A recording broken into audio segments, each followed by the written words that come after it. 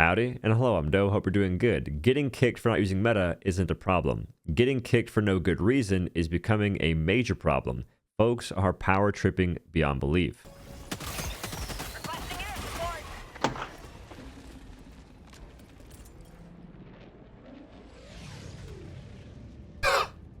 There needs not be a reason for the host to pack you into a shuttle and ship you back to the lobby. They can do it whenever they want to. The most common reasons would be, though, they forgot to set their party to friends only, and you join them on accident because how could you know? And they kick you in the first 10 seconds to join the ship. That happens a lot. The other most common would be griefing, whether it's actually intentional or it's just perceived griefing. So if you're team killing on cooldown, that's griefing, pretty obvious. You'll get kicked, most likely. If you're doing a mission in a way that the host doesn't quite understand or like, they'll kick you because they think that you're throwing the mission, even though they probably just don't understand. So I guess second reason also could be a third, which is people just don't know. They don't understand the game, and they have their own rule book, which I've seen folks say, if you don't follow these 3 rules, I'll kick you. But if you do, we can have a great time and work together. Like, what? When did I... What? You telling me I have this imaginary rule book that you just have that I won't know the rules and I get kicked if I don't follow it? Awesome. Sounds great. I've had folks get kicked for just joining a mission too late. We're already extracting. They join a mission probably by quick play or randomly clicking it saying, oh, fun mission. I like this. They join in not even knowing how close we are to finishing it. And the host goes, not on my watch, brother. You can't join late and reap the rewards of our hard work. It was a weird experience, and the person that got kicked won't know why it happened unless they maybe watch this video. And that goes for most people. You get removed from a match and you don't know why, but they assume the most sensationalized reason possible. At the moment, that would be, I got kicked for not using meta. Unless they told you verbally or in text, I guess, then that's probably not why. People don't have to have a good reason. They just kick you because they can. That's the issue right now, is they can kick you for no reason, for no good reason. It's silly. But you're not being given, in most cases, a written termination letter, or voicemail, if you will. Hey, Carl, we don't quite like your performance, your weapon loadouts, and or you. So we've decided as a group, and by group I mean the host, your boy, to kick you from the party. Sayonara. And normally you get a 2-mission notice. But no, we're an at-will termination airship here. A starship, if you will. So, goodbye. I can't do that. I broke my hand. I broke this hand. My broken hand can do it. I've been removed from matches due to using a single stratagem or particular weapon the host doesn't like. That is petty. People will kick for the tiniest reason. Yep. On the upside, those matchups have been few and far between, but frequent enough to be notable. Which is true. Like, I have the same experience. I don't get kicked often, but when I do, most of the time, I don't quite understand why. Like, there's been one time where I died a lot, and I said to myself, if I get kicked, it's fine. And I got kicked, and it was fine. Because I messed up. Although, I wouldn't kick you for doing bad. I don't care enough like that. It's a video game, and I'm not that concerned with your performance. Anywho, the CEO said, this is so lame. Also very hard to solve. We have some ideas, but no conclusion. You know what? Let's try this. Hive Mind, do you have a design suggestion for how to improve this experience? Some people said doing a vote kick system, which I don't think solves this issue, or you can't really solve the issue, but it doesn't mitigate it enough, because then if you have a friend group, where you have 3 friends in a party and you're the random, they can just kick you still. Let's talk more about why folks pack your lobby lunch for a trip back to the starship. And that's mostly because they just simply don't understand the game. There's 2 missions that cause crazy confusion and can lead to getting kicked more often than not. The first was Termicide Towers. It was a very brief mission we had, and people assumed the best way to do it is to hold hands at the tower and be a unit. And this one person said exactly that. They said, come on, y'all. We gotta band together, grab the friendship rope, and do this tower as a team. It's the only way. And I responded, no. It's actually better to split up a little bit because what did I say? I said something that made a lot of sense, but I forgot what it was. But I explained why it's not a bad idea to split up a little bit. Not all the way, but just a little bit. And they responded, they mumbled basically saying, that's not how it works, I think, and left the match. I don't know if they're a host or not. If they were, they could have just banned me.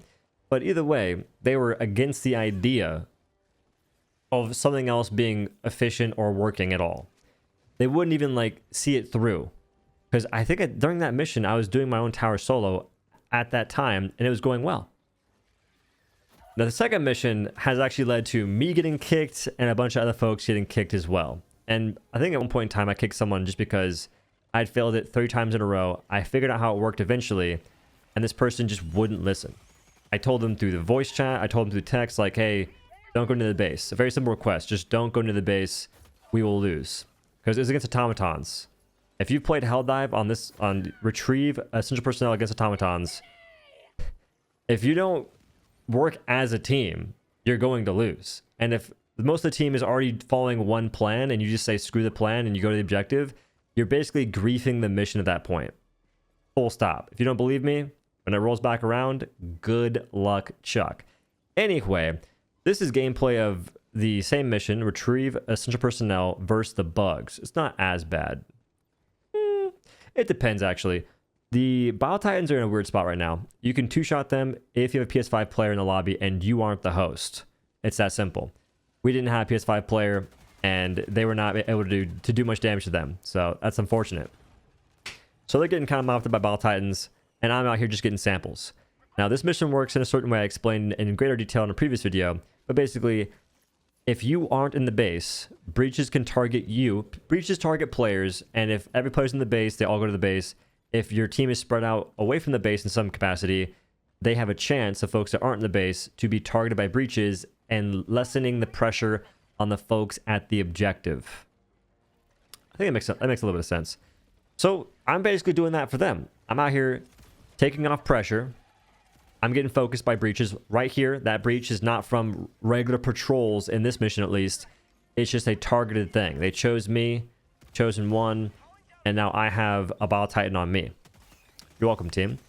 And I'm getting samples too. I'm getting samples, super credits, requisitions, and medals. And I was on a freaking PR pace right here. I was cracked out. I didn't notice, though, during this mission that this person was typing to me.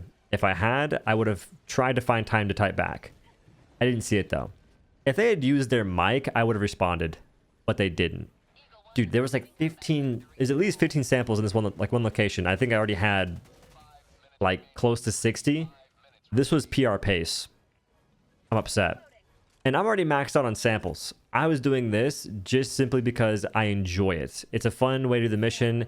It's a great way to do the mission to actually complete it as well. And it just made sense. And this person, it's not their fault. It's not really their fault. They assume I'm just out here griefing. I'm not really helping the team. It's a weird spot. The confusion isn't even necessarily the player's fault. This mission's weird.